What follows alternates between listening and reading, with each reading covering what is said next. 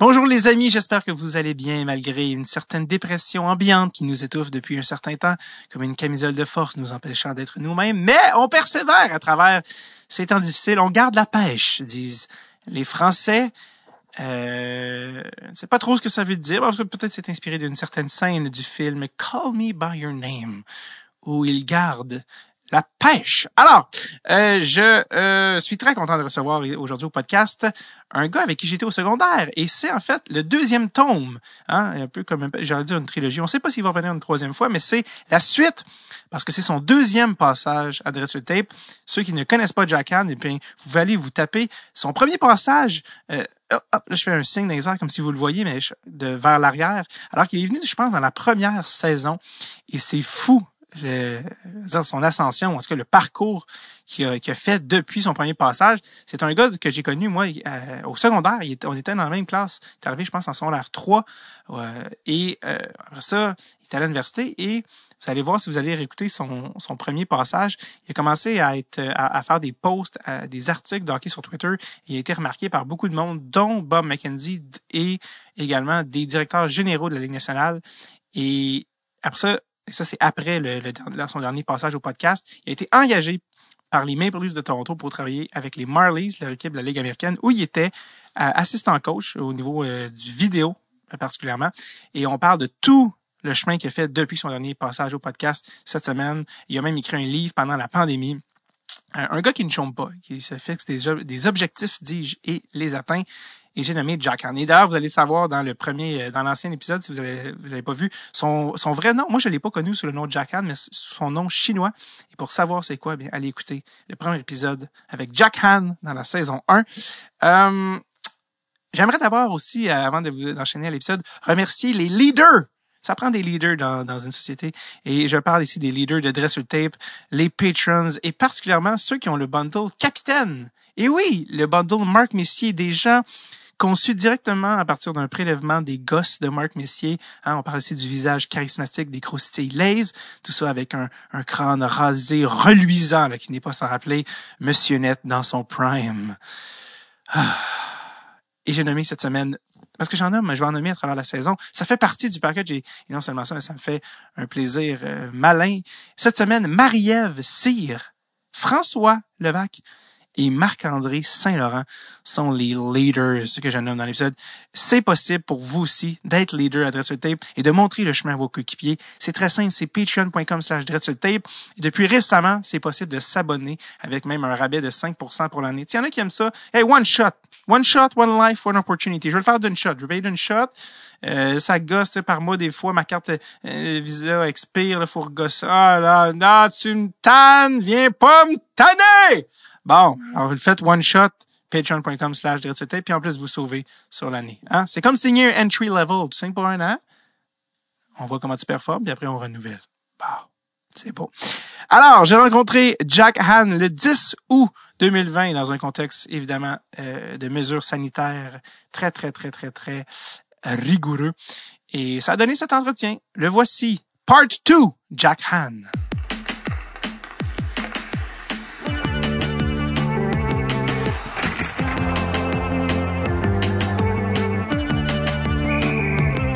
Dread sur le Tape avec David Bocage. Jack Han. Comment ça va? C'est bizarre de t'appeler Jack. Hein? Je sais, j'ai toujours de la misère. Oui, je sais. Là, on a parlé de ça à mon dernier passage au podcast il y a 3 ans. Oui, exact. Oui, c'est ça, parce que là, pour ceux qui savent pas, c'est Jack Han / Ming Long Part 2. Il y a eu une Part 1. Si vous êtes des néophytes, si vous voulez savoir notre background, parce qu'on est allé à l'école ensemble, retournez écouter l'épisode 1. Ça, c'est de sa naissance à 2016. Mais depuis 2016, il s'est passé beaucoup de choses dans ta vie. Mais est-ce que ça te dérange si je t'appelle Ming Long on va y aller avec Jack parce que je vais essayer Jack parce que l'autre jour on a joué au hockey. Le branding il est pas là, tu sais c'est ça. Là, c'est parce que l'autre jour on a joué au hockey ensemble à Sainte-Julie il y a une couple de semames, puis les gars étaient comme comment tu l'appelles? Puis j'étais comme c'est vrai, j'ai tellement de la misère à changer de nom, mais je vais aller pour Jack. Puis c'est ça, mais ensuite le malaise est pogné parce que j'ai failli décapiter Pierre-Yves Roy Desmarais. Oui, c'est ça, oui, que t'as gelé comme si c'était une game 7 dans le coin. Qu'est-ce qui s'est passé dans ta tête? J'ai sous-estimé sa vitesse, honnêtement. Sous-estimé ou? J'ai sous-estimé sa vitesse. Parce qu'on dirait que tu l'as surestimé, t'es vrai que t'es... Ouais, ben, en tout cas. Tu peux parler même encore un peu plus proche. Ouais. Tu peux amener le micro si tu veux. Donc pour ceux qui savent pas, Jack, et là, je vais essayer de pas l'échapper, mais Jack est venu au podcast en 2016, tout ça, et c'était juste avant de se faire engager, et j'aimerais juste que tu nous recapes un peu qu'est-ce qui s'est passé depuis que... parce que quand on s'est quitté dans la fois, tu commençais à recevoir des appels de GM, ça commençait, mais c'était pas encore fait. Qu'est-ce qui s'est passé depuis 2016? Bon, donc, entre... entre 2017 et 2020, ce printemps, je travaillais pour l'organisation des Maple Leafs de Toronto. Mm-hmm. Donc, j'avais commencé dans le département de développement des joueurs. C'est ma première année. Ma deuxième année, j'ai reçu un mandat, mettons, bonifié, là, je dirais, où est-ce que j'étais plus impliqué au niveau du dépistage et de l'analyse statistique. Ma troisième année, j'ai été nommé assistant entraîneur pour les Marlies de Toronto au niveau AHL. Donc, d'après ce que je comprends, je suis le premier et à date la seule personne d'origine chinoise à avoir coaché dans la Ligue américaine. C'est vrai, ça. Ouais. Parce que c'est ça, là, il y a comme une histoire, on va venir à ton livre plus tard, mais ton livre, le cover du livre, on voit toi, dans le fond, derrière le banc des Marlies. Il y a une histoire derrière ça, parce que tu t'es ramassé derrière le banc des Marlies pour... C'était un match? Un match, c'est okay. ça. C'est quoi l'histoire? Ce qui est arrivé, c'est... je pense que c'était le 19 octobre 2019. Je pense que c'était une date très précisément. Ouais. Ouais. Mais l'un de nos entraîneurs adjoints, en fait, il y a une urgence familiale. Il fallait qu'il prenne un vol pour retourner en Nouvelle-Écosse. Puis moi, d'habitude, j'étais le troisième assistant, fait que j'étais plus côté vidéo. Puis moi, j'étais en arrière-plan, mettons. Là, j'étais dans le vestiaire, dans mon bureau, en train d'opérer le système vidéo. Mm-hmm. Donc, pour cette journée-là, Sheldon Keefe, qui était l'entraîneur-chef des Marlies dans ce temps-là, il a décidé de m'offrir le privilège de venir le rejoindre sur le banc. Fait que c'est ça que j'ai fait. Puis c'est une expérience assez spéciale. C'est comment être derrière le banc? Tu vois rien. C'est vrai? Ouais.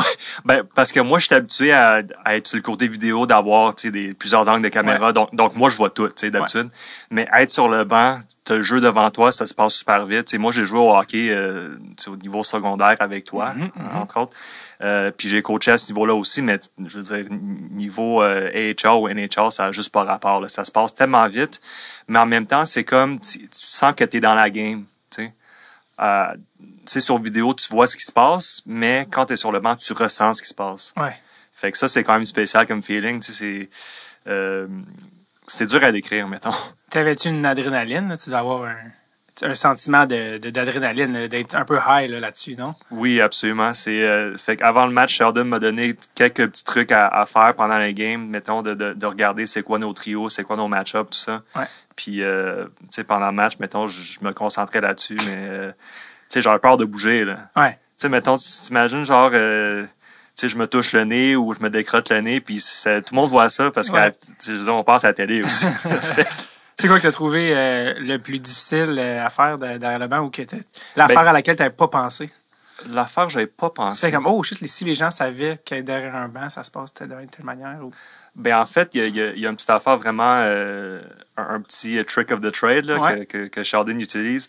Je suis pas sûr que la part des coachs qui écoutent le podcast pourraient l'utiliser parce que, en fait, nous, étant donné qu'on est au niveau AHL, on a tout le temps les reprises des jeux, tu sais, sur le grand écran, sur le Jumbotron. Fait que, mettons, après chaque décision de l'arbitre, mais pas toutes les décisions, mais parfois, mettons, les pénalités, tout ça, Sheldon va dire « Hey, je viens de voir le replay, puis t'avais pas raison là-dessus, mon chum. » Tu sais, des fois, il va donner que ce soit vrai ou ce soit pas vrai. Ouais. Fait que je trouvais ça vraiment, vraiment cool comme un petit... L'aspect un peu psychologue, là, qu'il faut jouer avec l'arbitre. Là. Ouais, un petit peu, mais tu sais, c'est comme... Tu veux pas être méchant, tu veux pas le mettre... C'est dos à toi, vraiment, mais tu veux comme le manipuler un petit peu pour qu'il soit... un petit peu ses talons. C'est ça, exactement. Ouais, un petit peu ses talons. On va avoir un petit gain là, psychologique sur lui. Parle-moi un peu de ta job à Toronto, parce que tu as travaillé beaucoup au niveau du développement des joueurs, tu as travaillé aux vidéos. Qu'est-ce que tu faisais concrètement avec les... Pour le rappeler, tu étais avec les Marlies de Toronto. Qu'est-ce que tu faisais concrètement avec les joueurs, avec les Marlies? Donc, mes 2 premières années... je regardais souvent les Marlies, mais aussi j'étais responsable de tous les joueurs, mettons, à l'extérieur de l'organisation. Donc, des joueurs qui évoluent en Europe ou des joueurs juniors ou des joueurs universitaires. Fait que moi, ce que je faisais, c'est que je regardais leurs matchs, je notais certaines séquences, je captais certaines statistiques.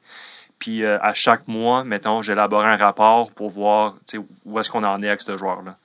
Parce que si tu regardes un joueur à chaque game, tu fais un rapport à chaque game, ben tu vas, dépendant s'il a connu une bonne soirée ou pas, ton opinion du joueur va avoir tendance à varier beaucoup. Alors que si tu regardes, mettons, à travers les mois, tu vas dire que ce gars-là, il progresse. Ouais. Puis quand tu as 18, 19, 20 ans, tu progresses forcément. Ouais. C'est juste à quelle vitesse, puis est-ce que tes atouts et tes faiblesses ils évoluent dans une manière qui va t'aider à faire la Ligue nationale, par exemple. Ouais. Qu'est-ce que tu recherches chez un prospect? Qu'est-ce que je recherche? Premièrement, c'est la capacité de suivre le jeu. Donc, pas seulement côté purement, mettons, vitesse de patinage, mais aussi en termes de l'anticipation, en termes de est-ce que tu es capable de faire un jeu sur ton coup droit et ton revers, mettons. Parce que junior, là, tu peux prendre un gars, tu peux le déborder ou tu peux le déculotter avec une feinte, puis tu t'en vas tout seul en échapper. Là. Ouais. Mais dans le AHL ou dans le NHL, ça marche pas de même. Il faut vraiment que tu sois capable de jouer sous une pression physique. Ouais. Puis ensuite de retrouver tes coéquipiers avec un jeu. Ou si tu joues pas avec la rondelle, d'aider tes coéquipiers puis les appuyer dans une pression défensive, par exemple. Parce qu'on dit souvent, il y a des choses que tu peux faire dans le junior qui se transposent bien au niveau pro. Il y en a qui se transposent pas. Puis la preuve, je pense que c'est 1% des joueurs de la Q qui vont jouer pro, un truc comme ça. En bas de 5%. En bas de 5, certainement. Donc certainement. vraiment, la majorité des joueurs juniors n'en font pas une carrière. Fait que c'est quoi les qualités que tu dis, aussi qu'il y a cette qualité-là dans le junior, ou en tout cas, cette qualité-là va se transposer dans le pro. Y a-tu c'est-tu le IQ? Ouais, ça dépend des joueurs, je dirais. Des joueurs. Si tu as un coup de patin incroyable, si tu as une vitesse de pointe incroyable, si tu as un lancer incroyable, ça t'aide, c'est sûr. Mais si tu regardes, par exemple, Jesperi Kotkaniemi puis Nick Suzuki, qui sont très, très bons, je veux dire, ils ont juste 20 ans. Ils sont très jeunes. Ils sont 19 et 20 ans, puis ils sont déjà très, très bons.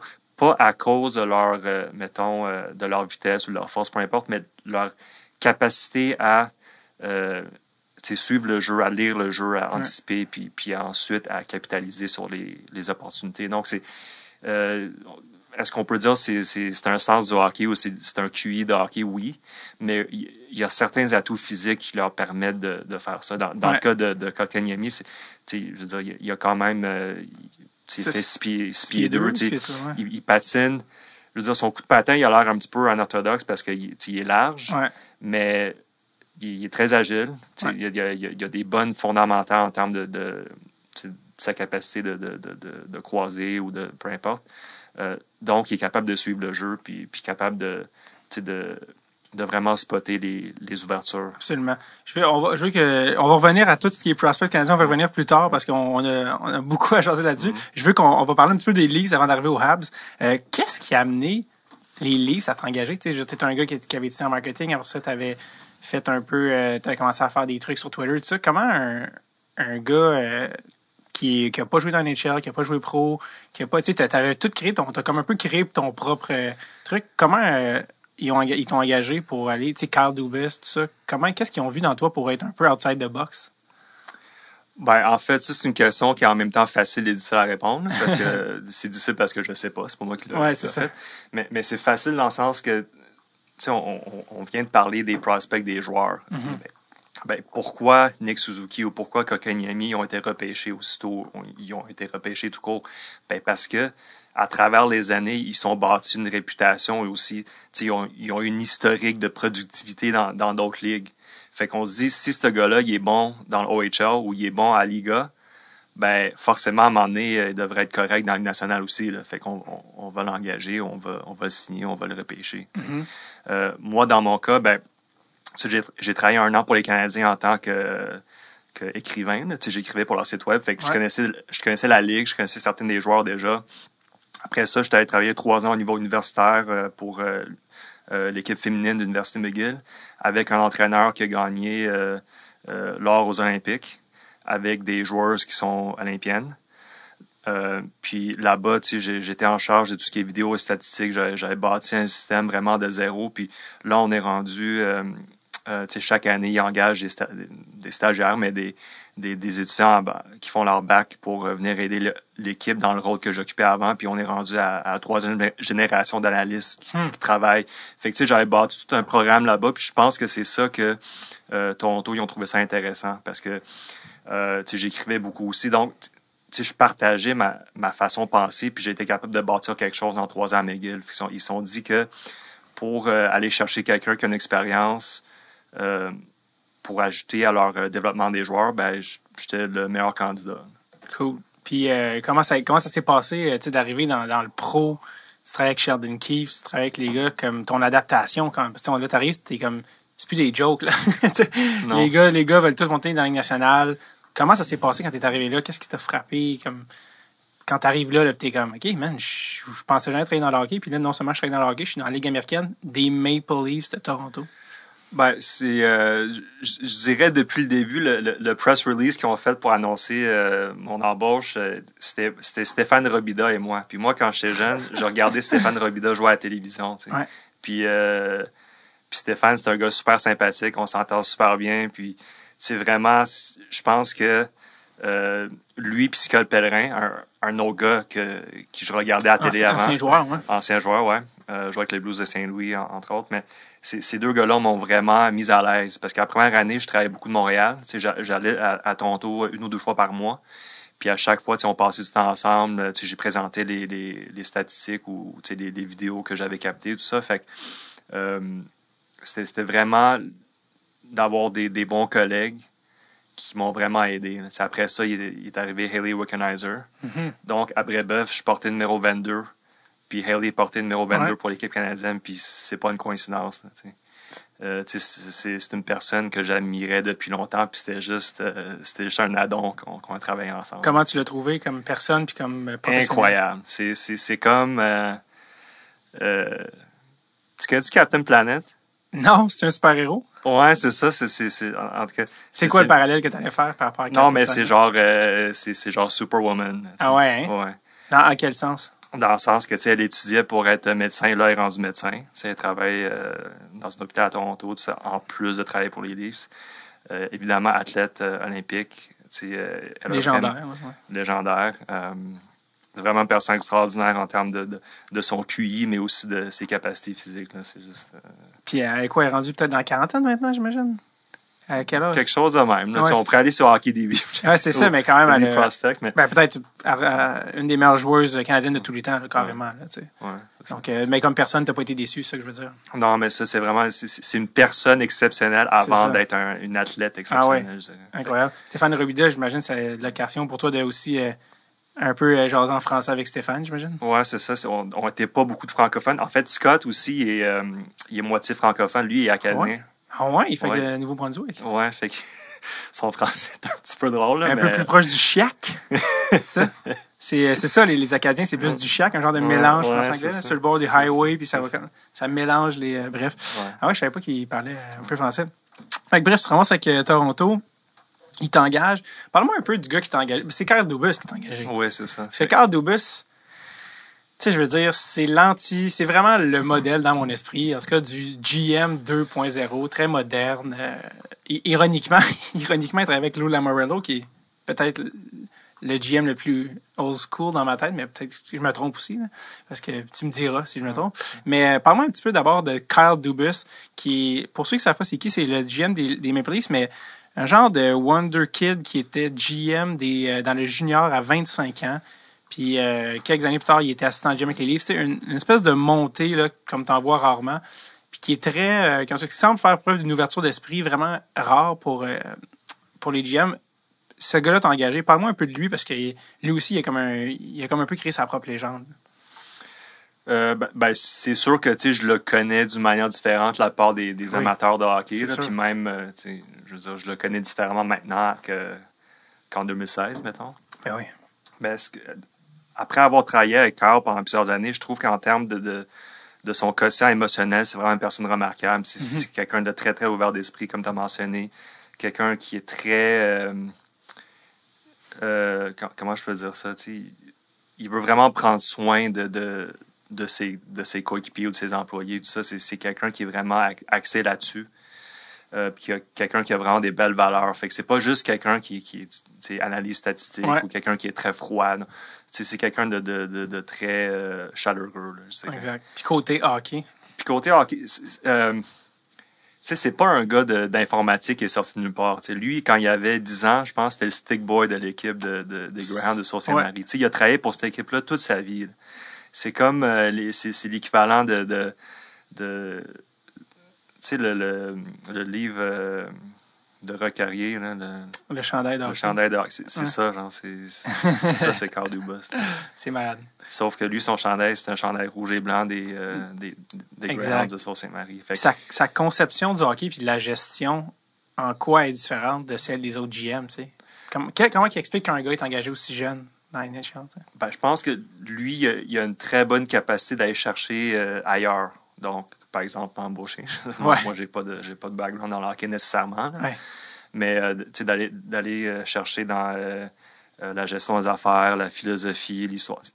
Comme d'aller chercher, mettons, des choses qui pourraient appliquer dans le hockey. Puis ce que je trouve vraiment remarquable, c'est que, mettons, pour moi, c'est facile de faire ça. Okay? Moi, je suis né dans un autre pays. J'ai des parents qui parlent une autre langue. Je suis allé à 10 écoles différentes entre le primaire puis l'université. Je parle 3 langues. T'sais. Pour moi, c'est facile d'aller puiser dans d'autres domaines. Pour lui, je ne sais pas comment il fait, parce que lui, il vient de Sault-Sainte-Marie. Il parle juste anglais. T'sais, tous ses amis, c'est du monde qui viennent de la région. Là, Puis je ne sais pas comment il a fait pour développer une idéologie aussi, mettons, cosmopolitaine, aussi vaste, je dirais. Fait que moi, c'est ça que je trouve remarquable avec lui, en fait. C'est quand tu étais engagé, tu es arrivé là, tu es arrivé avec tous des messieurs qui travaillent dans le hockey et tout ça. Puis le hockey a quand même une réputation d'être assez conservateur au niveau des modes de pensée.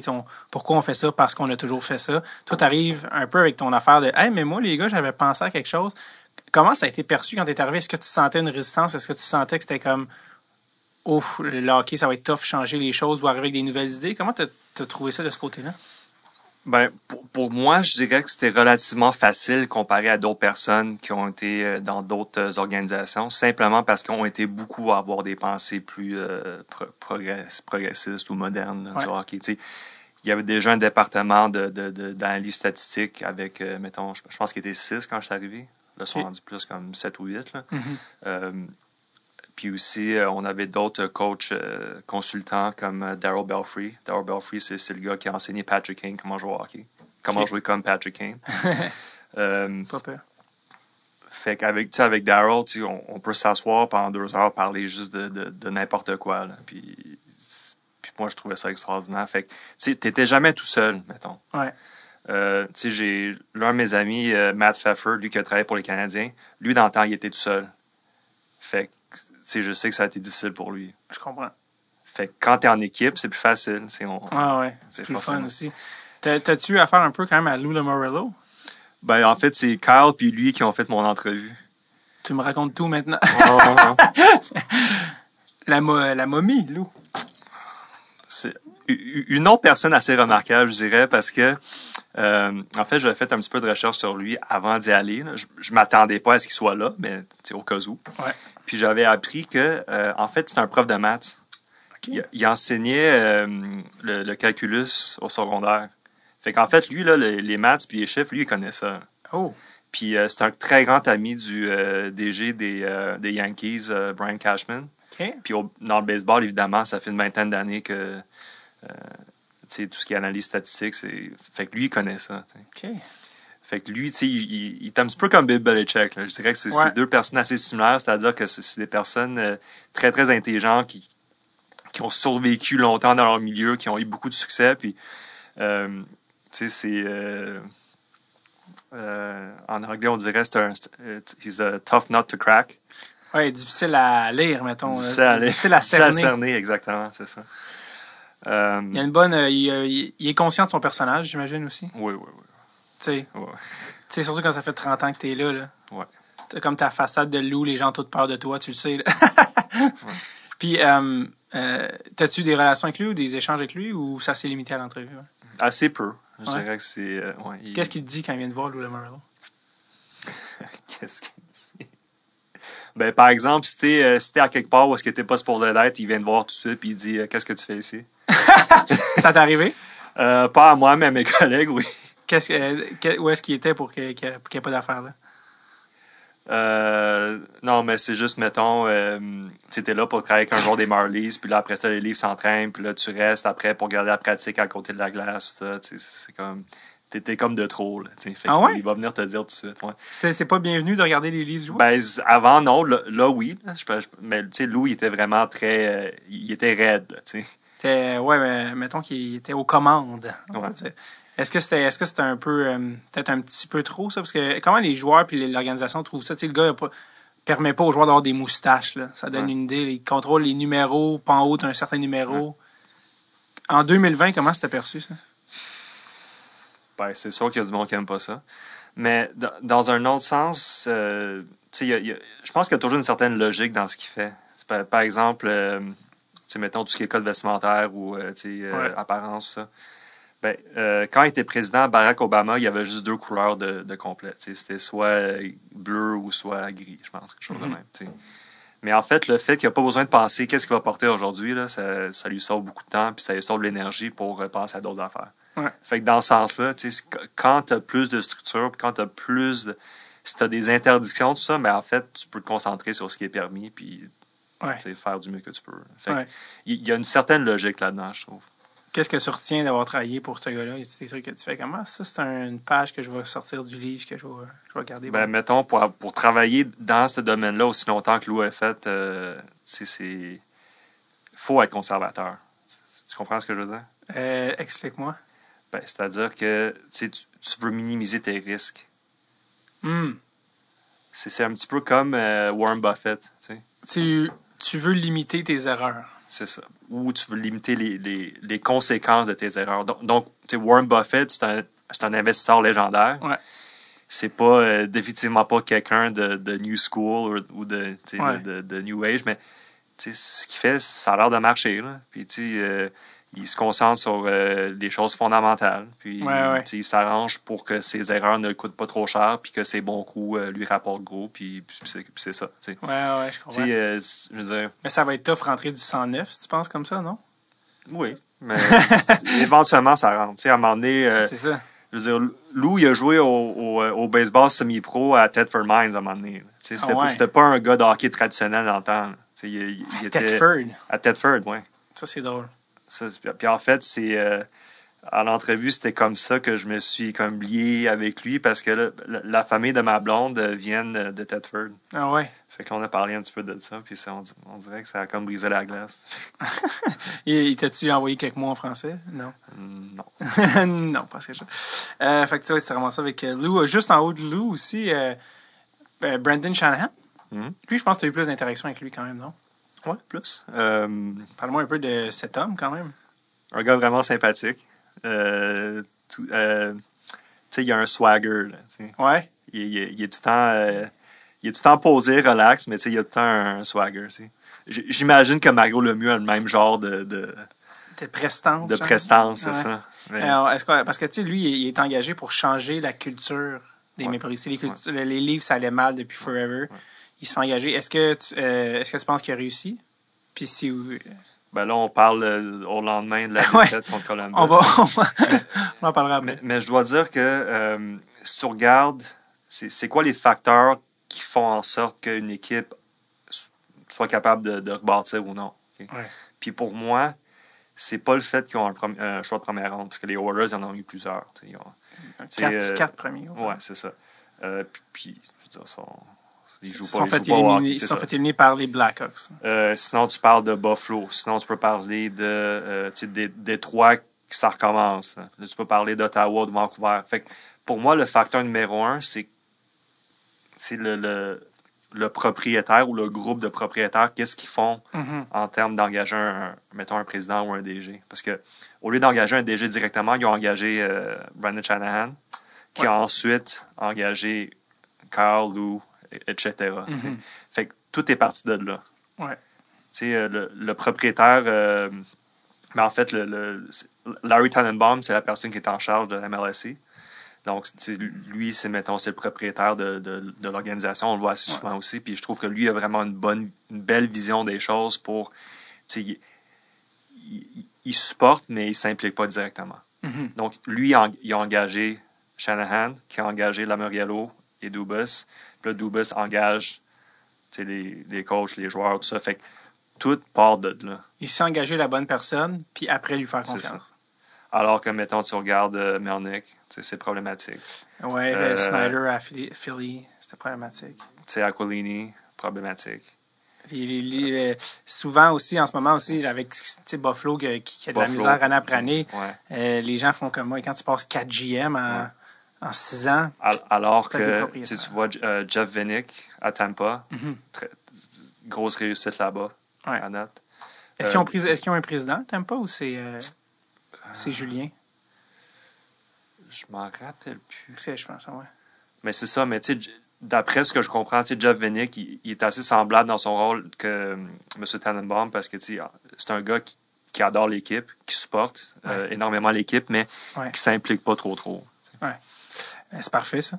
Je veux qu'on parle quand même un peu aussi, tu as eu quand même des petits croisements. Tu peux amener le micro un petit peu plus vers ta droite, tu peux le taser, comme ça va être... tu as eu quand même quelques interactions avec ce bon vieux Mike Babcock. Je pense que tu as même des anecdotes avec lui. Je te laisse me parler de celui qu'on risque de revoir peut-être bientôt. Tu sauras me le dire. Mais Mike Babcock, t'es entré... Très bientôt, je dirais. Ouais, tu penses? Ouais. C'est quoi ton sentiment? Ben, moi, mon sentiment, c'est que... T'as comme un twinkle dans l'œil, là. C'est parce que, avoir travaillé dans l'hockey professionnel, ben, quand tu es coach dans l'hockey professionnel, c'est extrêmement exigeant en termes de ton temps et ton énergie. Puis lui, ben, il n'y a pas eu de break depuis une douzaine d'années au moins. Là. Ouais. Fait que, c'est sûr que c'est une personne plus traditionnelle, plus conservatrice. Mm-hmm. Mais ce temps de répit-là, je pense que ça va lui faire beaucoup de bien, puis il va revenir... Je t'ai déjà entendu comparer le métier de coach. Tu voulais le comparer à prof d'université? Ben c'est ça. Ben, quand tu es prof d'université, tu as une sabbatique à tous les 7 ans. Pour te ressourcer, Exactement. Pour lire, pour écrire, pour faire des rencontres, pour essayer des choses, pour te reposer. Fait que, lui, il était dur. Là. Ouais. Puis, je sais que tu as eu un run-in avec lui qui impliquait une paire de souliers. Fait que... à un moment donné, je suis arrivé à l'aréna de pratique avec une paire de souliers d'entraînement Nike. Il était mauve fluo. C'était genre mes souliers pour faire du deadlift. C'était vraiment des cross-trainers. Fait que là, il me voit avec ça, puis comme... Qu'est-ce qu'on t'a pas donné de souliers? Puis en effet, on m'avait pas donné de souliers. Fait que là, il est allé chercher le gérant d'équipement, Brian Papineau, puis il a dit, Papi, tu lui donnes une paire de souliers tout de suite. Puis je me suis dit, OK, ben, tu sais, soit je pourrais être gêné, ou soit que je pourrais remercier parce qu'il vient me sauver 100$. Mais la manière qu'il l'a fait, c'était aussi... il y avait un purpose un peu derrière ça, non? Ben, c'est ça. Il voulait te ramener à l'ordre. C'est un petit peu comme Lou. Dans ce sens-là. Comment t'as réagi? T'étais-tu comme mal à l'aise? T'as-tu ri? T'as-tu comme... Ben non, mais je savais pertinemment ce qu'il voulait faire. Là, puis je l'avais remercié pour les souliers. Souliers que t'as encore. Ouais. C'est malade.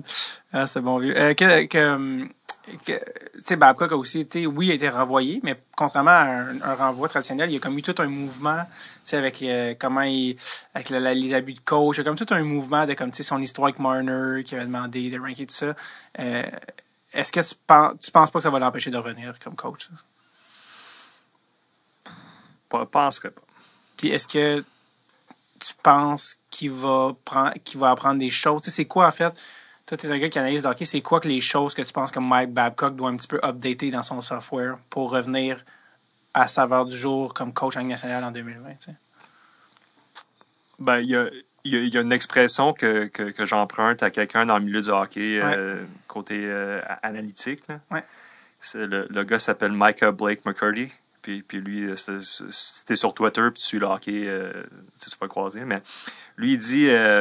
je préférais voir les entraîneurs jouer des jeunes joueurs qui savent pas qu'ils sont bons ou pas bons, au lieu de jouer des vieux joueurs qui savent qu'ils sont pas bons.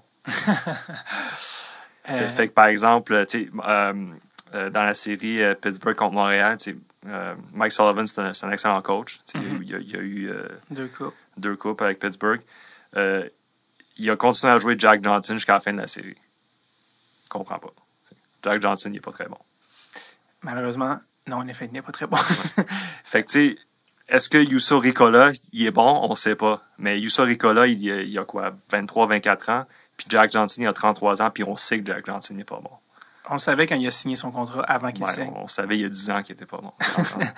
Il a ralenti depuis, en plus. Oui, c'est ça. Fait que c'est ça. Encore une fois, ça revient un peu à Lou, c'est-à-dire le conservatisme, de ne pas essayer quelque chose où tu pourrais tomber, mais de stick avec quelque chose. Ça aussi, il y a quelque chose de... qui est un parallèle, je trouve, d'être conservateur dans ce choix-là, non? En fait, c'est ça la question philosophique entre le conservatisme et le progressisme. Ouais. C'est est-ce qu'on reste avec des choses qu'on sait qui ne marchent pas ou on essaie des nouvelles choses qui risquent de ne pas marcher? Ouais. Il n'y a pas de bonne réponse. Puis c'était quoi, selon toi, les plus grosses lacunes de Mike Babcock qu'il doit corriger pour revenir dans la NHL? C'est dur de rentrer dans les détails, mais je dirais que c'est surtout ça. Est-ce que... puis l'autre affaire, c'est que... tu sais, mettons, ce qui m'impressionne vraiment avec Sheldon Keefe, c'est sa capacité de se servir des autres experts, de s'appuyer sur d'autres personnes pour leurs conseils. Vraiment aller chercher plusieurs points de vue, puis se questionner, tout ça. Puis ça, c'est quelque chose qui va être important à travailler. Babcock, justement, qui vient d'accepter un rôle, je pense, à Vermont, donc peut-être qu'il va essayer. Coach bénévole. Consultant un peu, ouais. T'as ouvert la porte, par exemple, à Pittsburgh, Montréal, je vais te demander, on est le 10 août 2020, je pense, au moment d'enregistrer. Dans ce scénario hollywoodien de série 2020, les Canadiens, contre toute attente, certains diront, alors qu'ils n'étaient pas supposés faire les séries, ont battu les Penguins de Pittsburgh. Jack, pourquoi les Canadiens ont battu les Penguins? Si tu as lu mon livre. Quel chapitre tu fais référence? Je commence chapitre 1. Tampa, Montréal. Tampa, Montréal. Donc en parlant de la Montréal, c'est une bonne équipe. Ça, je l'ai lu, ce chapitre. C'est une équipe rapide, ils jouent bien en transition. C'est juste qu'il leur manque un petit quelque chose pour concrétiser les jeux. Puis en plus, Carey Price puis ses backups, ils n'ont pas été très bons dans les 2 dernières années, mettons. Ouais. Mais c'est une bonne équipe. Puis dans une série de 5 matchs, Carey Price était excellent. Montréal, ils ont continué de bien transitionner à la rondelle puis de mettre de la pression sur Pittsburgh. Les gardiens de Pittsburgh ont été moyens. Puis l'avantage numérique de Pittsburgh, ils n'ont pas été très opportunistes. Non. Fait que sur 4 matchs, ça s'est joué là-dessus. C'est fou quand même. Parce que je pense que là, tu t'en parles dans le premier chapitre du livre, on y reviendra, mais comparant Tampa, mais Montréal a quand même des qualités que beaucoup n'ont pas vues, que tu exposes dans le livre. Comment il réussit quand même à étonnamment marquer relativement beaucoup de buts à 5 contre 5, pour une équipe qui est...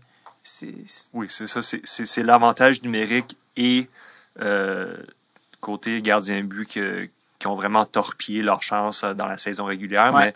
Mais vu qu'ils sont de retour dans les séries, on ne sait jamais ce qui pourrait arriver. Fondamentalement, c'est une équipe qui joue un style intéressant, qui ont des joueurs, des jeunes joueurs qui s'améliorent à vue d'œil. Ouais.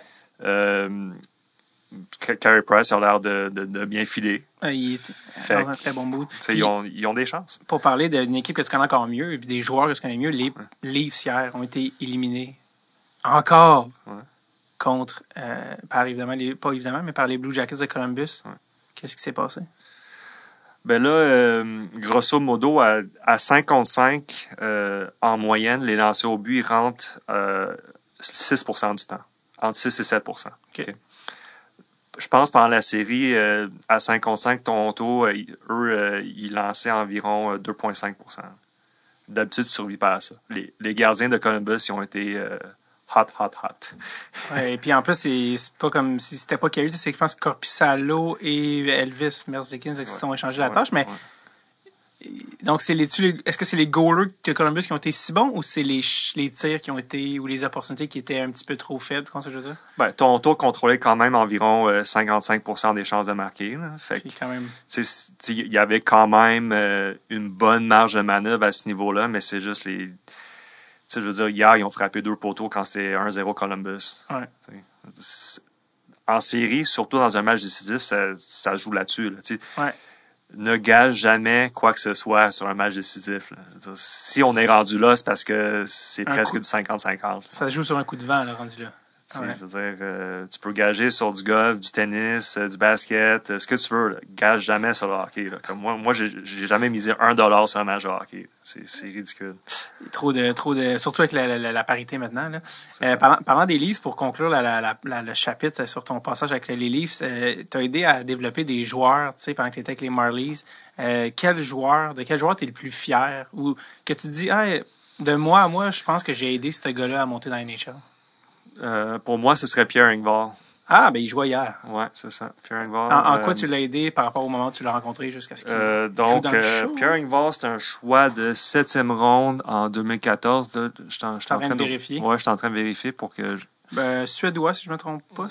Ouais, le petit Pierre de la Suède. C'est drôle qu'il s'appelle Pierre aussi. Ça me fait rire, c'est vraiment... Ouais, c'est parce que sa mère, je pense que elle a la parenté française ou quelque chose comme ça. Puis lui, c'est un gars de 3-4e ligne, un attaquant, je pense, si je ne me trompe pas, c'est ça? OK, c'est ça. Fait que choix de 7e ronde en 2014. OK. Tu sais, il jouait dans les... Tu repêché à 18 ans ou à 22? C'est sa première année, là, je crois. OK. Mais tu sais, lui, il a roulé sa bosse pendant 3 ans dans la 2e ligue suédoise, le Allsvenskan. Ouais. Puis, en fait, la raison pourquoi il était repêché, c'est parce qu'il était grand, puis il patinait comme le vent. OK. Mais côté sens du hockey, c'était 0. OK. Genre, je me suis fait dire que dans sa première année pro, dans le Allsvenskan, des fois, le jeu, il allait d'un bord, puis lui, il allait de l'autre bord. Il comprenait rien. T'sais. Puis, en fait, sa 3e année dans la 2e ligue, il a eu la chance d'être coaché par Jeremy Colleton, qui est maintenant rendu entraîneur-chef à Chicago. Lui a fait une très bonne job avec lui. Ensuite, il a joué pour HV 71 l'année d'après, en 2017-2018. Ça, c'est dans la meilleure ligue suédoise. Ouais, la meilleure ligue suédoise. Puis ça, c'est l'année où est-ce que j'ai été embauché par les Maple Leafs. Fait que là, je l'ai suivi toute l'année. Okay. Au début de l'année, il s'est fait complètement exploser sur une mise en échec. Il s'était blessé au clavicule, je pense. Ouais. Fait qu'on pensait qu'il allait rater toute la saison. Mais finalement, il a juste raté 2 mois, ou 1 mois ou 2. Il est revenu au jeu, puis c'était un gars, on se disait, il était... c'était low priority. Choix de 7e ronde. Projet. C'est ça, c'était un projet... long shot. C'était un long shot, c'est ça. Ouais. Puis là, je regardais chacun de ces matchs, puis c'était vraiment le gars que je trouvais le plus intéressant parmi tous les prospects qu'on avait dans le système. Et pourquoi? Parce qu'on n'a pas beaucoup de bons prospects dans le système dans ce moment. Non, mais qu'est-ce qui attirait ton œil dans son jeu? Il jouait sur une grande patinoire, puis... Je veux dire, à 6 pieds 5, c'est la capacité de patiner puis de transporter la rondelle, de contribuer un petit peu sur l'avantage numérique. Tout ça, je me suis dit que ce gars-là va jouer dans la Ligue nationale. Ah ouais. C'était sans être vraiment, vraiment dominant, il était un gars que je me suis dit, il y a de quoi qui se passe. Mm-hmm. Fait que là, à la fin de cette année-là, HV 71 se font éliminer en série. Fait que là, il vient jouer pour les Marlies, puis il a joué sur le 3e trio pour les Marlies qui ont gagné la Coupe Calder.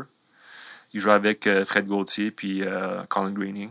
Yep. Donc, 3 colosses qui patinaient quand même correct. Là, mm-hmm. Puis, c'était un gars qu'on a trouvé vraiment utile. La saison d'après, on le ramène avec les Marlies. Puis, à un moment donné, on avait beaucoup d'ailier gauche dans ce temps-là, mais peu de centre. Puis moi, je me suis dit, ce gars-là, il patine encore très bien, il est très fort, très grand. Il a un bon revers, tout ça. On devrait laisser au centre. Parce qu'en fait, à un moment donné, il était pas content parce qu'il jouait pas sur l'avantage numérique, il jouait pas dans le top 6, mais c'était quand même un bon joueur. Je voulais pas qu'on le gaspille. Ouais. Fait que je me suis dit, pourquoi pas le convertir au centre, une position qu'il a jamais occupée. Mm-hmm. Puis pour un gars qui a un sens du hockey supposément douteux, c'est sûr que c'était ambitieux. Là. Mais je me suis dit, on devrait l'essayer. Puis il s'est adapté relativement rapidement. Fait qu'au bout de 2 mois, c'était rendu notre 2e centre avec les Marlies. Fait que le sens du hockey, est-ce que ça s'apprend? C'est ça que je comprends? Ça s'apprend. On a travaillé beaucoup avec lui, mais il y avait tellement une bonne base technique que le tactique, ça se transposait bien, mettons. Ouais. Il pivotait bien, il patinait bien, il était capable de faire des jeux à l'intérieur d'un croisé ou à l'intérieur d'un autre mouvement. C'était un gars avec une bonne coordination. Ouais. Mais surtout, il était extrêmement rapide. Là. Fait que c'était premier sur le forecheck pour être premier sur le backcheck aussi. Là. Y a-tu des joueurs que tu as croisés avec les Marlies qui étaient comme, OK, eux, ils ont tout ce qu'il faut pour monter. Ils n'ont pas monté, puis tu t'es fait, voyons, pourquoi ça n'a pas marché avec ce gars-là? Ben, il y a toujours des raisons. The one that got away, comme on dit.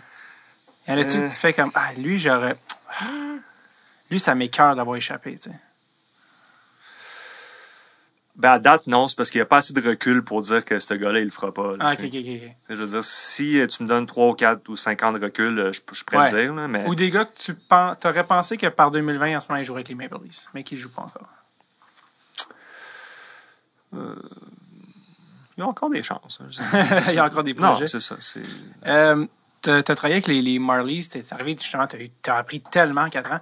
C'est quoi que tu retiens? Puis là, en ce moment, ce chapitre-là vient de se finir cette année, alors que là, t'as embrayé sur d'autres projets. Qu'est-ce que tu retiens de tout ton passage avec les Leafs? Tu as travaillé avec Sheldon Keefe, qui est maintenant le coach en chef des Maple Leafs. Qu'est-ce que tu as retenu de toute ton expérience de 4 ans avec les Leafs, les Marlies, bref, l'organisation, je veux dire? Ben en fait, c'est ça. Un projet de hockey, c'est un projet qui se fait à long terme. C'est encore plus à long terme que tu le penses. Là, ouais. Parce que là, je suis arrivé là en 2017, on s'est tous dit, en 2018, on gagne la Coupe Stanley. C'est pas arrivé. 2019, on gagne la Coupe Stanley, c'est pas arrivé. 2020, on gagne la Coupe, c'est pas arrivé. Ça va-tu arriver l'an prochain? Je sais pas.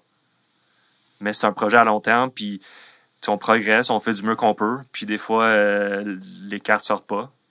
Tu perds. Ouais.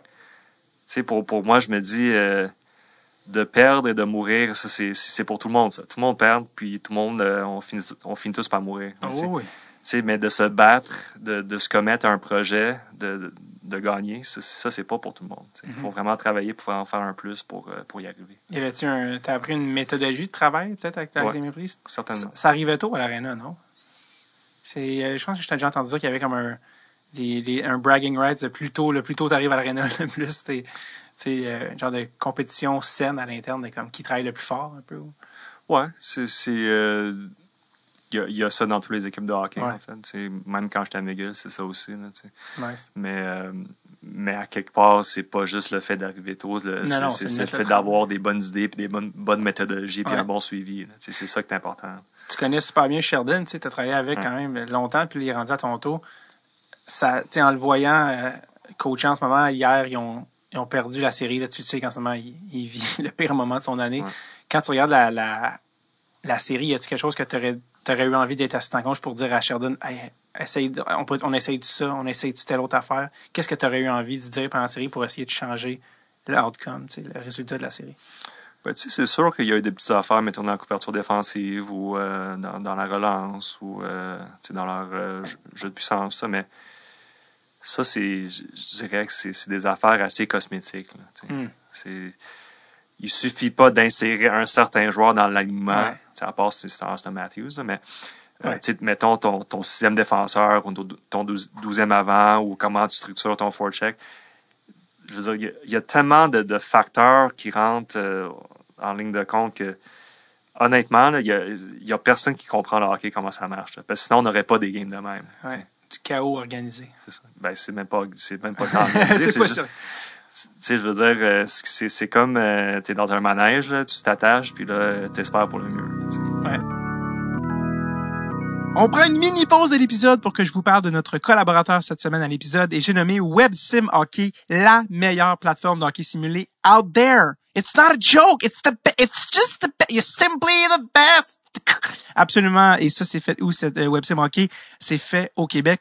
Non seulement ça, mais on part notre propre ligue d'hockey simulé direct sur le tape de DST League où vous pouvez vous mesurer à tous les autres auditeurs aussi férus, aussi crinqués que vous et les inscriptions déjà pullulent. Allez-y, allez vous inscrire avant qu'il soit trop tard. directsurletape.com/websim. Très important, /websim, une adresse courriel secrète. J'en ai parlé dans les derniers épisodes, mais là, ça approche à grands pas. On commence ça bientôt. Donc, allez-y tout de suite avant qu'il soit trop tard. Non seulement ça, mais en plus, vous allez avoir 25% de rabais sur le prix habituel de WebSim. Donc, allez-y maintenant, directsurletape.com/websim. De retour à l'épisode. Quand tu regardes les hockey, justement, tu regardes le hockey d'une manière différente, parce que c'est ton métier, puis tu as cet œil-là. Qu'est-ce que, tu sais, puis on est à Montréal, puis il y a beaucoup de lignes ouvertes, puis il y a beaucoup de gens qui disent beaucoup de choses sur le hockey. Des fois, si tu te dis, OK, c'est n'importe quoi, qu'est-ce que tu aimerais que les fans, le fan moyen, sachent, qui n'ont aucune idée, tu sais, quand ils regardent le hockey, que toi, tu pourrais savoir parce que je suis en train de travailler là-dedans, ou que tu aimerais que le fan considère, tu sais, des notions, tu vois ce que je veux dire? Ben, j'encouragerais j'encouragerais tout le monde de mettons, penser au deuxième niveau. T'sais. Pas juste. C'est un exemple. Ben, par exemple, le défenseur en avant du filet, il a pas suivi son homme, puis là, ils se sont fait marquer un but, ben, c'est la faute à lui. T'sais. Mm-hmm. Mais si tu regardes le deuxième niveau, c'est parce qu'il y a 3 autres joueurs qui n'ont pas fait leur job. Ou la rondelle, il a rebondi sur la bite, puis personne n'a pu réagir à temps, etc., etc. Ouais. Donc, si on pense quand on reste au premier niveau, là, moi, je trouve ça cave. Okay? Ouais. Fait que tout ce qui est ligne ouverte, là, premier niveau. mais ton livre amène beaucoup de deuxième niveau sur plein d'affaires. C'est ça que j'essaie de faire parce que c'est là que je trouve beaucoup de richesse, puis c'est ça que je trouve le fun dans le hockey. C'est pas juste de voir ce qui se passe au premier niveau, puis d'avoir une réaction genre instantanée du style cerveau de lézard. Là, ouais. Yeah. Vas-y, excuse. Mais, puis tu sais, c'est sûr qu'on se pose la question, on est-tu mieux? Est-ce que les Canadiens sont mieux de perdre puis d'avoir une chance d'avoir la Lafrenière? 12,5 %, c'est pas d'excellente chance. Là. Mais comment on peut faire pour rebâtir la franchise? C'est ça la question. Ouais.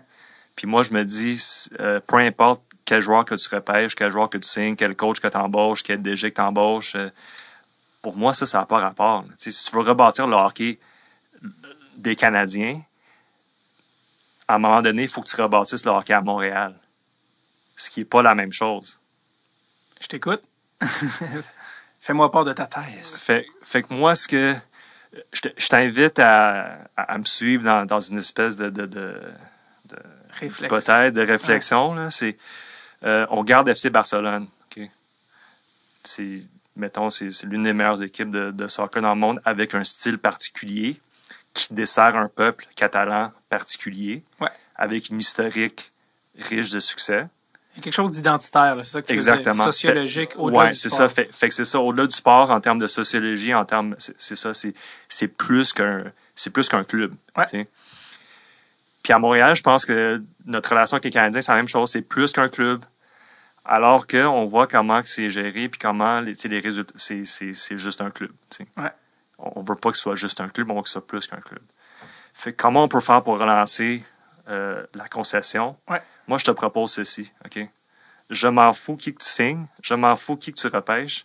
Tout ce que je veux, c'est qu'à chaque année, 100 joueurs qui habitent sur l'île de Montréal, donc je parle des joueurs de 9, 10, 11, 12 ans, on leur donne une bourse de 5 000 $ chacun pour leur équipement, pour leurs frais de hockey, pour leur déplacement, tout ça. Mm-hmm. Tu sais, pas obligé d'être des superstars. Ça peut être des joueurs, Atome 2B, Atome 2A, Pee-Wee 2B. Des gars qu'on ne sait pas, mais qui deviennent peut-être un Alex Belzile, plus tard. Ou un Mike Ribeiro, qui vient du plateau. Qui joue au hockey sur le plateau à cette heure? Personne. Qui a un char sur le plateau? Imagine. Francis Bouillon, Hochelaga, tu sais. Ouais. Qui joue au hockey à Hochelaga? Ouais. Personne. Fait que, Raymond Bourque, Mario Lemieux, tous des gars de Montréal. Tu sais, Marc Bergevin, c'est un gars de Villemort. Ouais. Jean-Jacques Daigneault, tout ça. Exact. Denis Savard, Verdun. Qui joue au hockey à Verdun? Ben, personne. De moins en moins de monde, certainement. Fait que 100 fois 5 000, c'est 500 000. OK? On ajoute à ça 4 personnes à temps plein qui font pas mal ce que moi j'ai fait pour les livres, c'est-à-dire des coordonnateurs qui vont suivre leurs performances, qui vont analyser, qui vont aider leurs entraîneurs à peaufiner leur tactique ou leur développement technique, tout ça. 4 coordonnateurs, 50 000 chaque, c'est 200 000. Fait que, ensemble, là, on est rendu à 700 000. Puis on ajoute 200 000 pour des frais de patinoire, puis d'autres frais tout ça, logistique, tout ça. Fait que ça, c'est un contrat bien standard, proche d'un minimum. Là. Mm-hmm. 900 000 par année. Ouais. Puis 900 000 par année, tu fais ça pendant 5 ans, 10 ans, tu relances le hockey à travers Montréal. Puis ça, c'est un 13e attaquant. Là. On s'en fout. Là, ouais. Fait que s'il n'y a pas de volonté de faire ça, ben on sera jamais plus qu'un club. Là, on sera juste un club. Ouais. Je trouve ça vraiment intéressant parce que je pense que j'ai déjà entendu en parler aussi, mais il y a quelque chose aussi avec l'historique du Canadien. Pourquoi le Canadien aussi, avant, était aussi c'est parce que des gars comme Sam Pollock avaient des visions outside the box qui étaient implantées partout au Québec, dans Montréal. Il y avait ça quand même, tu sais, aussi. Il y avait... C'est quelque chose que je pense les plus jeunes ou les plus jeunes générations de fans n'est peut-être pas au courant, right? Ben c'est ça, parce que pourquoi les Canadiens étaient-ils bons dans les années 40, 50, 60, 70? C'est parce qu'il y avait le monopole de tous les joueurs qui sortaient du Québec, puis de deux, sont allés acquérir plusieurs clubs juniors et semi-pro ailleurs dans le pays. Les Pats de Regina, c'est une équipe qui appartient aux Canadiens, je pense.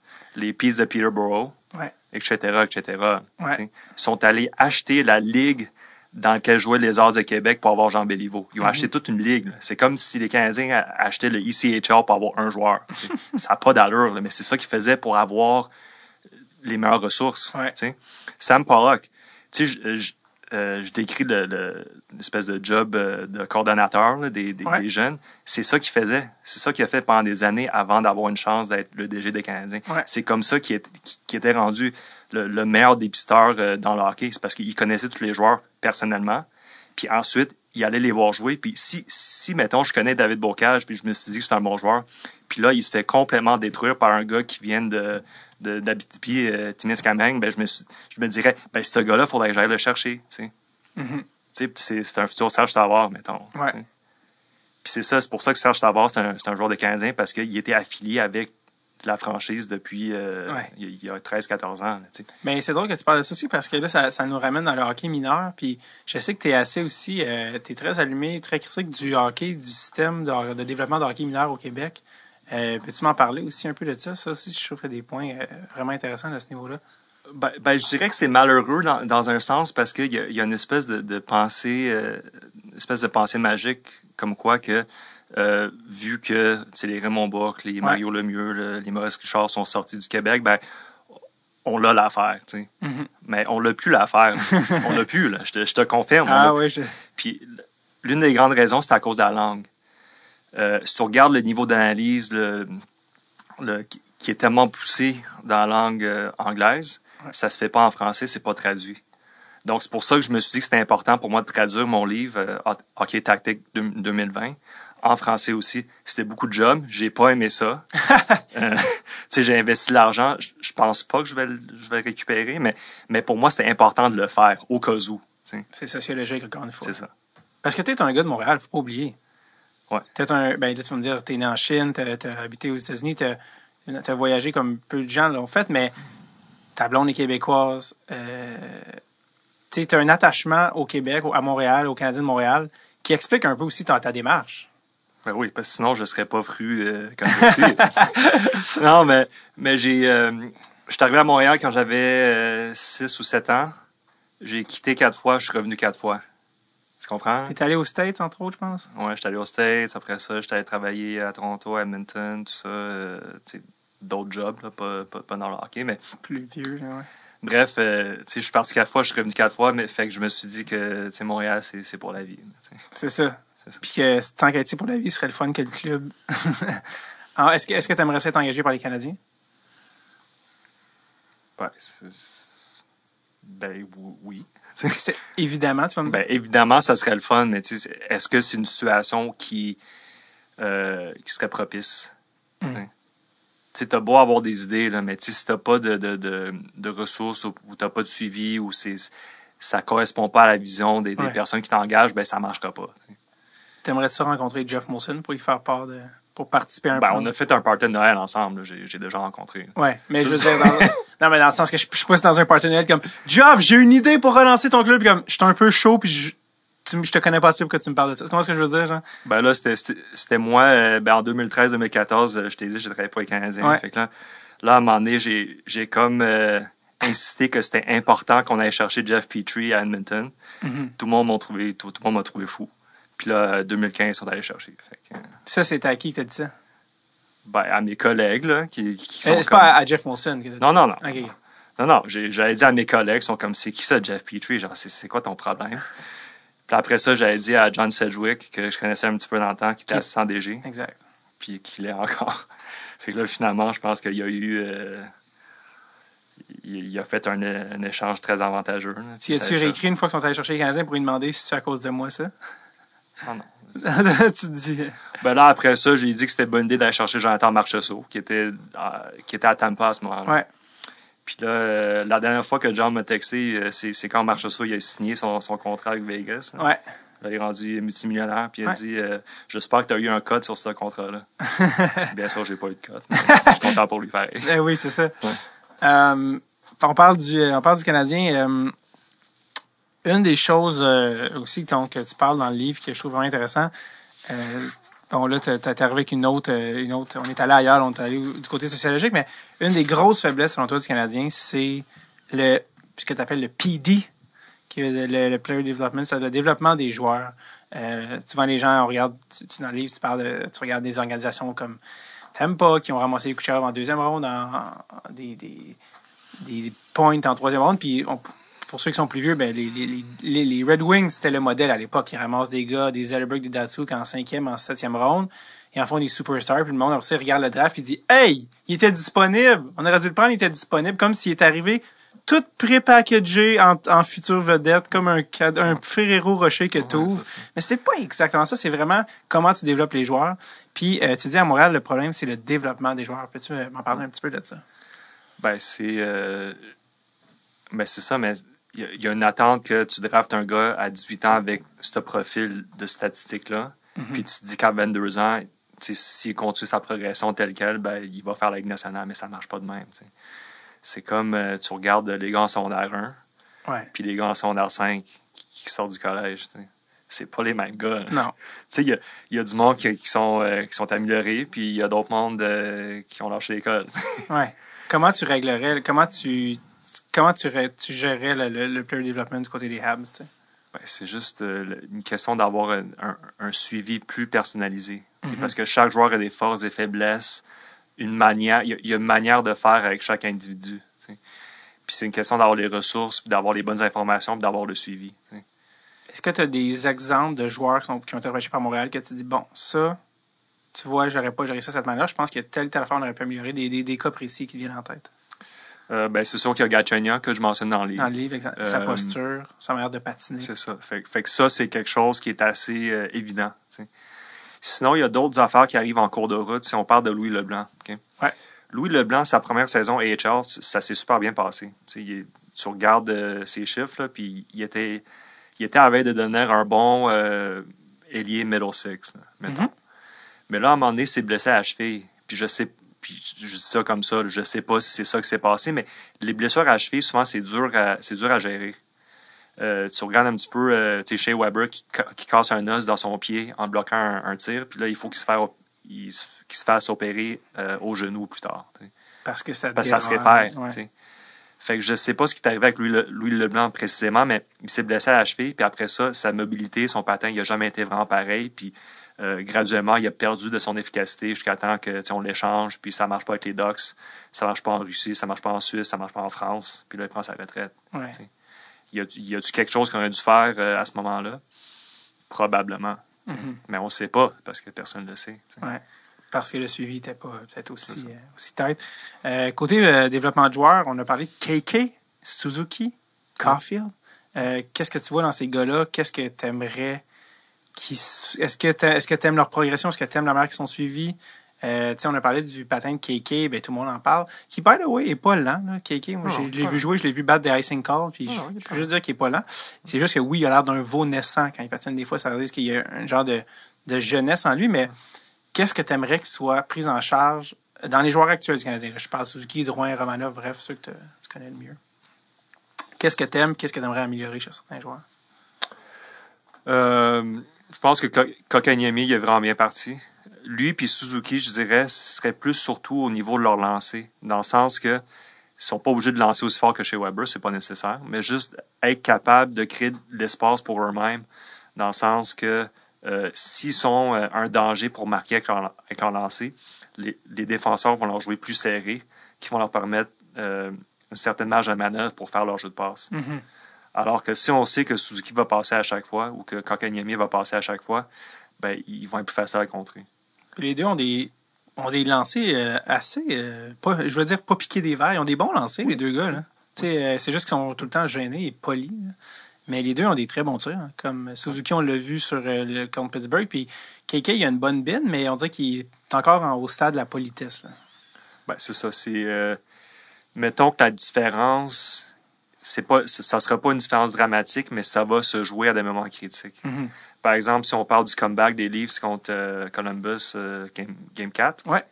Je pense que c'était le but de Hyman. Ouais. Tout le monde sur la glace pensait que Matthews allait shotter. Ouais. Il avait la rondelle à droite, il allait décocher. Ouais. Mais puisque tout le monde savait que Matthews allait shotter, ben Matthews lui-même, il sait que la passe était ouverte. Ouais. Fait que là, il a donné une passe à Hyman qui a marqué parce que le gardien il était voilé par Tavares. Fait que c'est à des moments critiques, le fait d'avoir plusieurs options puis le fait d'avoir une maîtrise, un jeu complet, c'est ça qui va faire la différence. Ouais. Contre les Flyers en série, c'est ça qui va faire la différence. Ouais. Est-ce que tu as un petit plus? Ouais. Fait que certains joueurs, c'est comme Ryan Poehling, mettons, il faut travailler leur patin ou leur technique pour qu'ils fassent la ligue, pour qu'ils restent. Mais pour Kotkaniemi puis pour Suzuki, qui sont déjà des très bons joueurs, ben, ça va être un petit plus qui va leur passer. Au lieu que ce soit des gars de deuxième trio, ça des gars de premier trio, des All-Stars, tout ça. Mm-hmm. Un gars comme Joe Drouin, je le prends un petit peu plus vieux, mais il est encore dans un certain développement. What's up avec Joe Drouin? Je pense, si tu compares à McKinnon, par exemple, McKinnon, il a beaucoup évolué son jeu depuis junior, alors que Drouin, il n'a pas évolué son jeu. Donc, dans le junior, c'est beaucoup du 1 contre 1. C'est beaucoup de...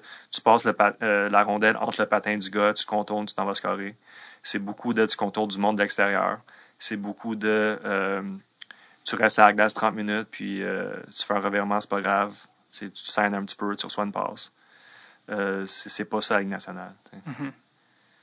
Donc, indépendamment du niveau de talent de McKinnon ou de Drouin, là, indépendamment de ça, la manière qui approche le jeu, McKinnon a évolué depuis qu'il est rentré dans la Ligue. C'est juste que McKinnon il a été coaché, il a évolué.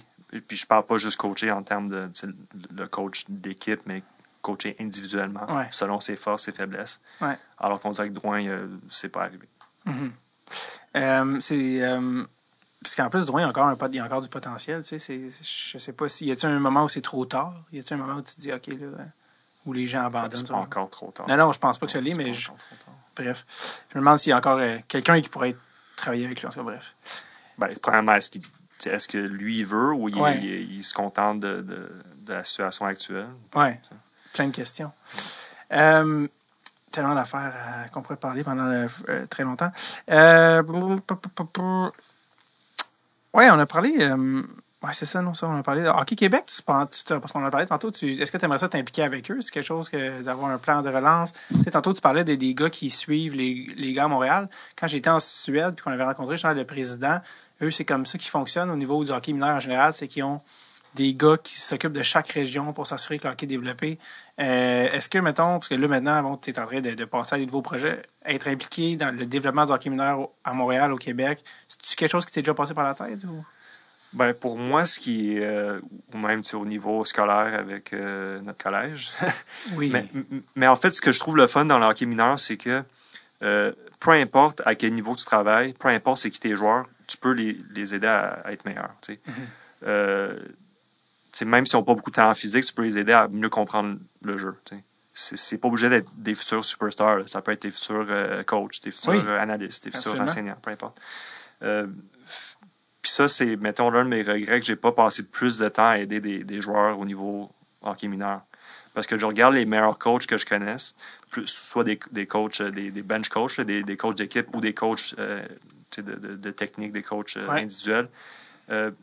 Les meilleurs coachs que je connaisse sont capables de prendre un jeune puis l'amener à un niveau supérieur. Parce que quand tu travailles avec un jeune, il faut que tu travailles dans les fondamentales, puis tu t'appuies pas sur le talent du jeune nécessairement. Tu t'appuies sur tes connaissances, puis ta capacité de communiquer des concepts, puis de rendre le hockey le fun pour le jeune pour qu'il s'améliore. Mais en même temps, lui donner les bonnes informations. Absolument. Avant qu'on soit, j'avais oublié, tantôt on était dans les prospects du Canadien. Tu voulais me parler de Mathias Norlinder, je pense. Oui, une petite anecdote le fun pour vous. Fait qu'en 2019, on est en 2020. Fait que l'an passé, j'étais au Combine avant le repêchage à Buffalo, parce que le repêchage en tant que tel, il était à Vancouver, mais le Combine, il se faisait à Vancouver. Puis Mathias Norlinder, c'est un joueur que j'avais interviewé au Combine. OK.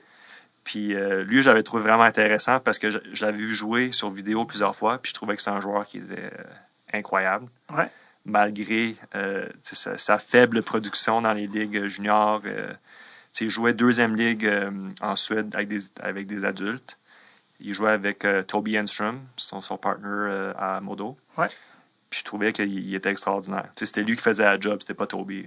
Toby il aidait, Toby il faisait bien, mais c'était vraiment Norlinder qui transportait la rondelle et qui alimentait l'attaque. Fait que là, moi, j'étais super excité de le rencontrer, voir c'est quoi sa personnalité, comment il joue, comment il voit ça, tout ça. Puis là, il arrive, puis c'était vraiment le gars le plus distrait que j'ai vu de ma vie. Il était en entrevue avec une équipe de la Ligue nationale, puis, mettons, il était 1 mètre ou 2 devant moi, là, puis il te regardait pas dans les yeux. Il parlait au coin, genre, il parlait pas à toi, là, il parlait à genre quelqu'un qui t'assit dans le coin. T'sais. Puis là, il y avait comme un petit verre de styromousse dans la main, puis là, il mâchouillait son petit verre de styromousse, puis il a l'air super distrait, puis je me suis dit, qu'est-ce que c'est ça, genre, un gars, genre, weird de même, tu sais. Mais après coup, je me suis dit, peut-être qu'il l'a fait par exprès. Peut-être qu'il était tellement bright qu'il s'est dit que je voudrais pas que Toronto me repêche parce qu'ils ont tellement de bons défenseurs gauchers que je jouerais jamais, tu sais.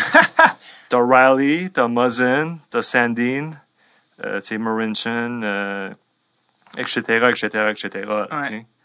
C'est vrai, là, on avait tellement de défenseurs gauchers que je sais pas où c'est que je les mettrais sur les Marlies. T'sais.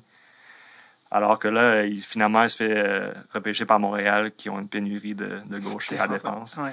Fait que je le félicite. Il était super articulé pour l'entrevue du Canadien puis super attentif. Dans ce sens, on ne saura jamais, mais ouais, tu penses qu'il est peut-être... mais non, mais je voyais qu'il était sharp, là, mais il était juste... il était pas tout là. Un petit peu ADD. Hein, mais non, mais j'y souhaite beaucoup de succès parce que j'adore son jeu. Puis, ouais. C'est une anecdote que je repense à ça puis je ris un petit peu à moi-même à chaque fois. Moi, je trouve ça super drôle. Et c'est quoi l'entrevue, peut-être la meilleure, ou en tout cas, c'est l'entrevue qui t'a le plus marqué que tu as faite dans ta carrière? J'ai beaucoup aimé Nick Robertson. J'ai dit que...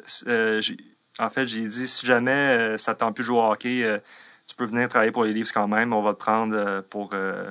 analyser du vidéo. C'était un gars vraiment allumé. Vraiment c'est ça qui était... Il était vraiment smart. Ah ouais. Mais d'ailleurs, il a été repêché par Toronto. Ouais, puis là, il a marqué son premier but en carrière cette année. Lui aussi, je lui souhaite beaucoup de succès. On parlait de Ligue américaine. Je sais que tu as beaucoup... tu as souvent coaché contre Joël Bouchard. Ouais. C'était comment coacher contre Joël Bouchard? Pas facile. Ouais? Ouais. Comment ça? Le système qui coach, en fait, je pense qu'il a toujours coaché de même à Boisbriand avant, mais ouais. Il joue un 1-2-2 un petit peu comme Columbus, puis il forecheck très bien. Mm-hmm. Fait que si tu commences, tu scores le premier but, ça va, parce que là, ils vont devoir prendre des chances, puis ils vont devoir se compromettre un petit peu. Si c'est eux qui marquent le premier but, là, c'est très dur de créer de l'offensive contre ces équipes. Ressort de l'étau. Il ressort l'étau, excuse. C'est ça. Mais t'avais l'air de... Je pense que j'ai déjà entendu dire qu'il y avait, par exemple, un contre-coup à son système pour les joueurs plus talentueux. Ben, c'est sûr que c'est pas tout le monde qui veut se plier à ce système-là. Puis c'est pas tout le monde qui veut faire du dump and chase, puis de remettre la rondelle à la pointe, puis subir des cross-checks devant le filet pour dévier des lancers. C'est un style qui est efficace, mais c'est un style qui est exigeant puis qui est contre la nature, mettons, des joueurs plus offensifs qui veulent contrôler la rondelle et qui veulent être plus fancy. Mm-hmm. Fait qu'il y a comme... ça leur sort de leur zone de confort. Là. C'est pas toujours évident. Ouais. Est-ce que, on n'arrête pas de dire que Joël, c'est un gars qui est bon pour développer les joueurs. Est-ce que, de ton expérience, toi-même, tu travailles dans ce domaine-là, est-ce que tu trouves que c'est vrai que Joël, il est bon pour développer les jeunes joueurs dans la Ligue américaine? Ben, c'est sûr qu'il enseigne un style de jeu qui est efficace puis qui permet à des joueurs de progresser de niveau.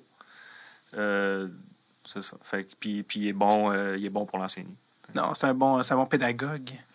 Une affaire, je ne l'ai pas oublié, ça c'est quand même drôle, mais quand tu étais à Toronto, là, cette année, c'est drôle parce que c'était comme l'histoire un peu showbiz de la Ligue nationale, mais c'est-tu David Ayres ou Harris? Ouais. David Harris, qui était un employé des Maple Leafs qui s'est ramassé à gauler pour les Hurricanes. Mais tu le connais, toi, David Harris? Ben, on jouait au hockey ensemble. À Toronto? Ouais. Entre les jambes, il est exploitable. Si toi, t'as vu ça, imagine les joueurs de la Ligue nationale. Mais finalement, il a gagné la game seul bout. Ouais. Mais t'as-tu parlé à David quand c'est arrivé? Oui. Ben, j'ai vu le lendemain. C'est vrai, tu travailles encore à Toronto. Ben là, raconte-moi tout. Ben là, j'ai dit que je le remerciais parce que là, maintenant, je pourrais dire pour le reste de ma vie que j'ai scoré sur un gardien de but de la Ligue nationale. Ouais. C'est pas extraordinaire. Ouais. Puis comment il devait être sur un nuage?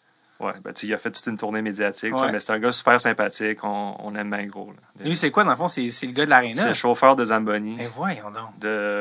Pour l'aréna des... c'est ça, pour l'aréna des Marlies. C'est incroyable, le gars. Ça se peut pas. Ben lui, on l'a invité souvent à venir pratiquer avec les Marlies ou les Leafs s'il manquait un gardien. T'sais. Il est quand même pas pire. C'est un... mettons... c'est un gardien de Ligue de bière, là, tu sais. Pas plus? Il est au-dessus de la moyenne, mais c'est ça. C'est un gardien de Ligue de bière. Le gars a 45 ans, puis c'est... Il n'a pas joué universitaire. Je m'en rappelle plus, mais... il y avait des graves problèmes de santé avant, puis s'est fait il y a eu une grève de... Oui. De rein. Rein, oui, c'est ça. Fait que c'est quand même impressionnant qu'à cet âge-là, il peut compétitionner contre des gars de la Ligue nationale. C'est fou. Les Hurricanes ont été écœurants aussi devant lui, il faut dire. Mais quelle expérience pour lui, d'aller sur les late shows, tout ça. Ouais. Content pour lui, encore. Très content, ouais. Je l'ai vu le lendemain à la job. Ça, tu vois, c'en est un des affaires. Toi, quand j'ai joué avec toi, tu as tes culottes des Leafs sur la glace. Ça, c'en est un des petits perks, des petits avantages de travailler pour les Leafs. Est-ce que vous jouiez souvent à Toronto, des games Avez-vous votre ligue? Pas aussi souvent qu'on aimerait parce que c'est avec les autres coachs, avec nos gérants d'équipement, tout ça. Ouais. Cette année, je pense qu'on a joué juste 2-3 fois. On n'était pas beaucoup. Puis en fait, c'est ça qui est un petit peu étrange. C'est que plus que je travaillais dans le hockey, moins que je jouais au hockey. Ça m'a vraiment manqué. Fait que là, cette année, je m'inscris à des ligues. Là, oui. Sheldon Keefe, qui est quand même bon, qui était un joueur... Lui, c'était ça qui jouait pas de casque. Fait qu'on se tenait vraiment loin de lui. Là, puis, Tabarouette. Oui, c'est ça. Si tu rentres dedans comme tu rentres dans PY, tu veux pas tuer ton coach. Mais lui, il avait beaucoup de talent. Il était vraiment tenace. Lui, c'était son coup de patin. Ah! Ouais. Fait qu'il a toujours pas un grand coup de patin, mais on lui laisse de l'espace parce qu'il n'y a pas de casque et on ne va pas y faire mal. Il n'y a pas de casque.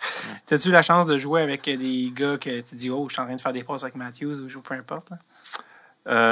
Jouer, non, mais j'étais sur la glace une fois quand Darryl Belfry faisait un petit cours 1 à 1 avec John Tavares. Okay. C'est des petites affaires autour du filet, tout ça, ouais. les petits backhands, tout ça. J'ai jamais vu... comment je peux dire ça? J'ai jamais été aussi proche de quelqu'un qui est aussi bon dans son travail que JT. C'était incroyable.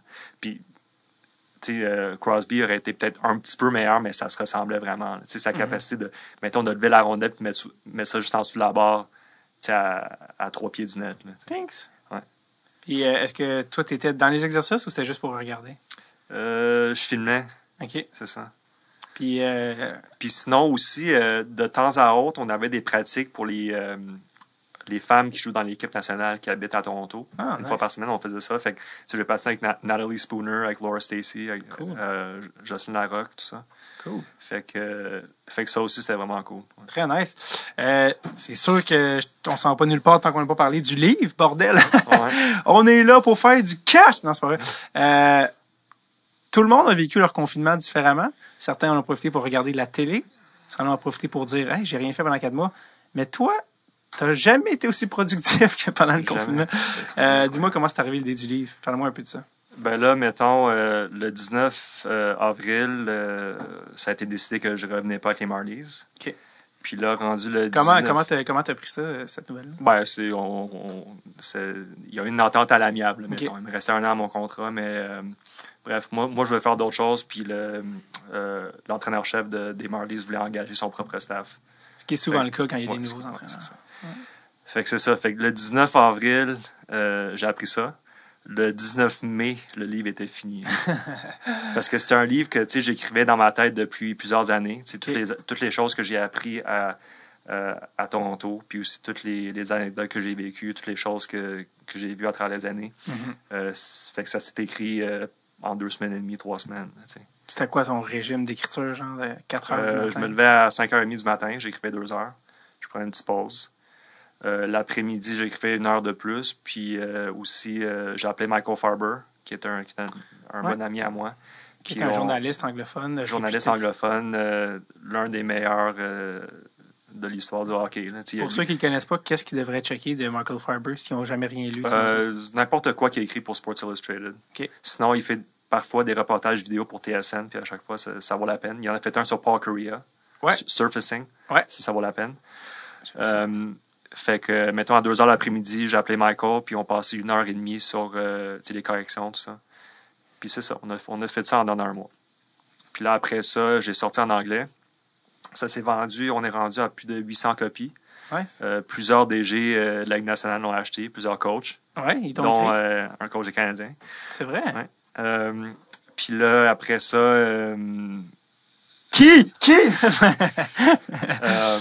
Ma blonde m'a vraiment comme encouragé à faire une version francophone parce que moi, souvent, je râle contre le hockey au Québec. Ben, tu viens juste de dire que je viens juste de râler contre ça. Fait que là, je l'ai fait traduire en français avec David Saint-Louis. Ben, c'est déjà fait, là, c'est fait. C'est déjà fait. Ouais. Puis là, maintenant, il est disponible pour être acheté en français ou en anglais. En fait, tu l'achètes, tu as les deux langues. C'est un livre électronique, format PDF. Ouais. Fait que tu as le livre en anglais, tu as le livre en français, puis tu as 2 chapitres bonus anglais seulement. Cool. Puis pour ceux, parce que là, ça s'appelle Hockey Tactics, c'est quoi le pitch? C'est quoi le livre pour les fans qui nous écoutent? Tu sais, j'avais parlé d'une réflexion au 2e niveau sur le hockey. Fait que c'est ça. C'est des concepts tactiques ou techniques.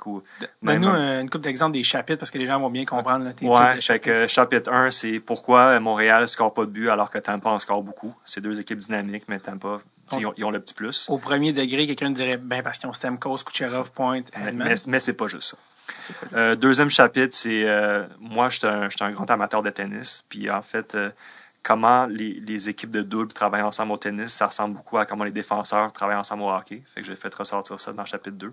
Chapitre 3, pour les fans de Piquet Subban, pourquoi Piquet Subban, il était bon, puis là, il est rendu pas si bon. Chapitre 4, qu'est-ce qui est arrivé à Vegas, puis pourquoi je trouve que c'est l'un des favoris pour la Coupe Stanley. Ben, je t'explique. Ouais. Chapitre 5... Pete DeBoer, d'ailleurs, tu parles de Pete DeBoer. Avant qu'on le lise, parce que Subban, les gens, c'est sûr que ça a accroché leur oreille. Ouais. Est-ce que tu as eu des nouvelles, du feedback de Piquet? Ou de quelqu'un de ça? Pas à date. Là. Non? Non. Personne n'y a envoyé. Non. Mais, c'est relié beaucoup. Toi, tu parles beaucoup de ces techniques d'entraînement. Là. Un petit peu, mais aussi son patin, ses mouvements, tout ça. Ouais. Mais peut-être qu'il l'a lu, je sais pas. Tu n'as pas une nouvelle? Ou t'as-tu des nouvelles de monde que tu mentionnes dans le livre? Certains, oui. Oui? Ouais. Je vais garder leur feedback pour moi, mais non, mais c'est ça. Mais c'était positif, c'était négatif? Non, mais en fait, sans les nommer. L'un des DG de l'équipe que je parle dans le livre, j'ai des correspondances par courriel avec lui. J'apprends beaucoup, puis c'est très le fun. Mais ça se fait dans la joie, là, dans le sens que les gens sont ouverts. Oui, c'est ça. Ah, c'est cool. Chapitre 5, Sidney Crosby et Evgeny Malkin. Donc, c'est quoi les détails qui leur font...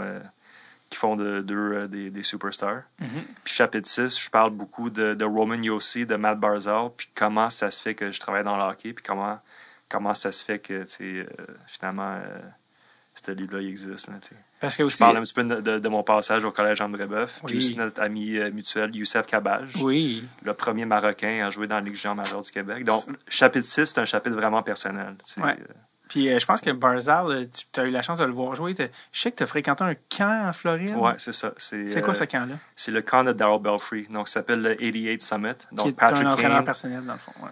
Patrick Kane, Austin Matthews, Matt Barzal, Keith Yandel, Roman Josi, Frederick Anderson était là, Charlie McAvoy.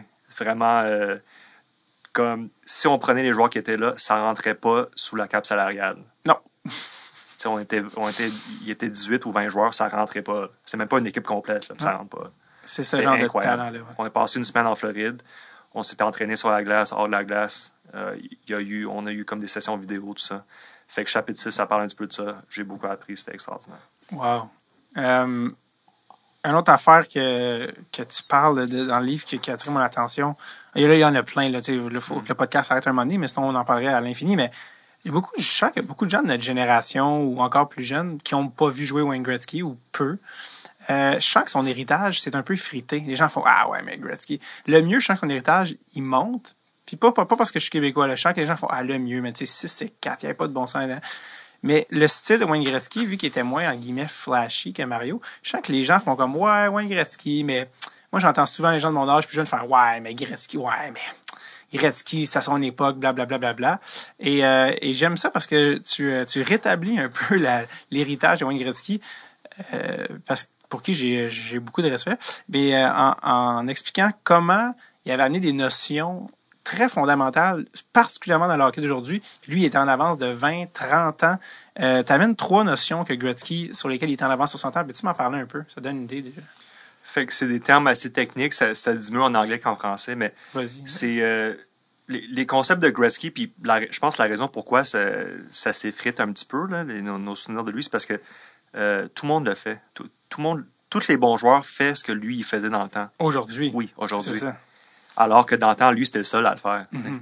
Fait que là, le premier, on appelle ça le slip pass. Donc, c'est une passe camouflée.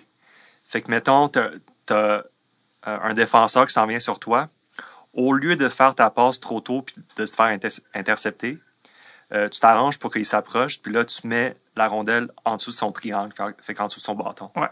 Fait que là, tu deviens extrêmement difficile à couvrir parce que la prochaine fois, le gars, il n'ose plus te mettre de pression dessus. Fait que il ne veut pas faire d'erreur. C'est ça.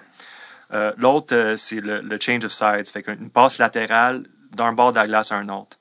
Parce ce qui arrive, c'est que maintenant, le jeu il est très, très vertical, alors que Gretzky, c'était vraiment le maître pour trouver des jeux horizontales, pour aller rejoindre des coéquipiers, pour vraiment empêcher la défensive d'établir un périmètre, là, mettons, autour de lui. Ouais. Puis l'autre, c'est le cutback. Donc, en entrée de zone, ou même avant l'entrée de zone, Gretzky va brusquement faire un virage, changer de direction. Ça change toute la donne pour la défensive. Ça leur oblige de se rétablir. Puis, à ce moment-là, il y a une ouverture pour faire un jeu.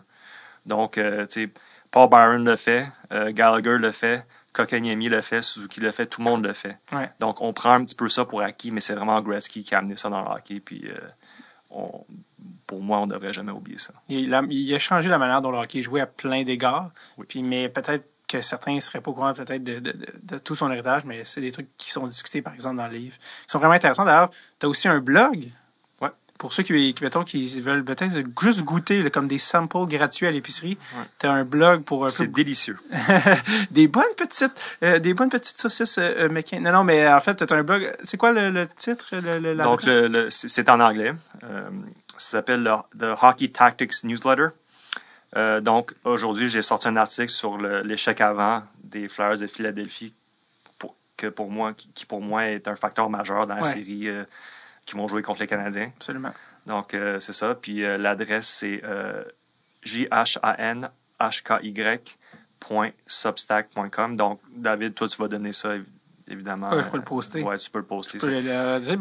Parlant de Gretzky, il y a un article, c'était par rapport à comment, en voyant Gretzky jouer à NHL, le jeu avec Ovechkin, tu comprenais la manière de penser Gretzky, puis comment il était encore plus efficace que bien du monde pourrait le croire.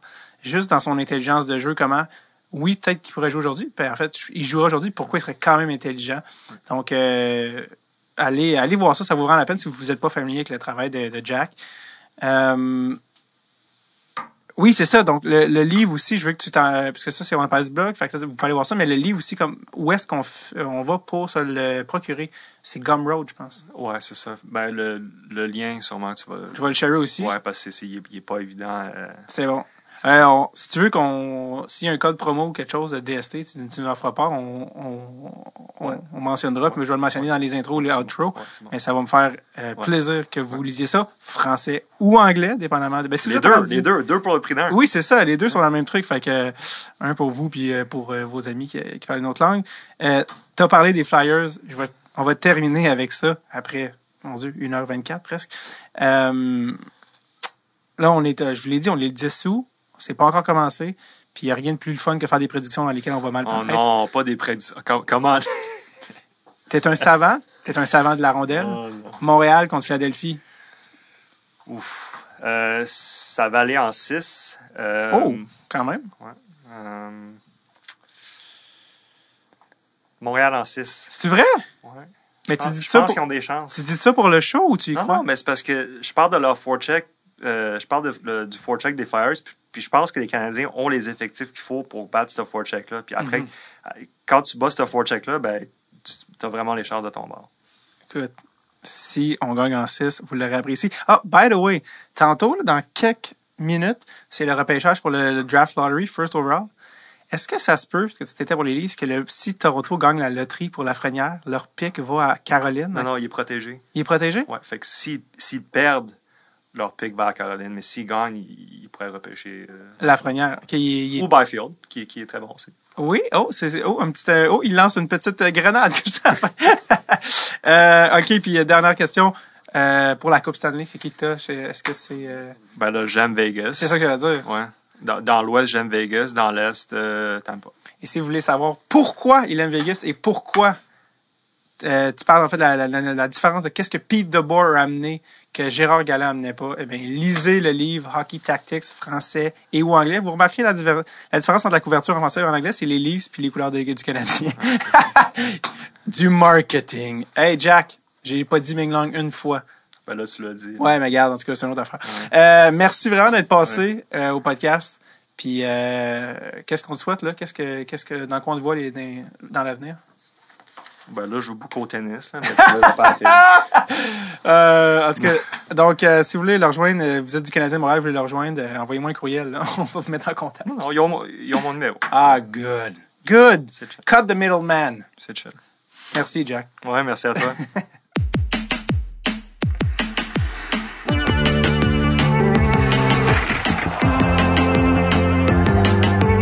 Un merci énorme à Jack Hand d'être repassé au podcast. Très hâte de voir ce qu'il va faire pour la suite. En fait, il est déjà en train d'écrire un deuxième livre. Il y en a peut-être qui suivent ses posts dans Je dors avec un casque Jofa, notre groupe Facebook. Je vous rappelle que vous pouvez obtenir son livre. Je vais mettre le lien Gumroad dans les commentaires sur nos médias sociaux. Sinon, allez dans Google Gumroad Jack Hand et vous allez avoir un rabais de 20% en rentrant le code DST20. Donc, pour son livre Hockey Tactics, je rappelle, disponible en anglais et en français. Allez les amis, à la semaine prochaine. Wouh!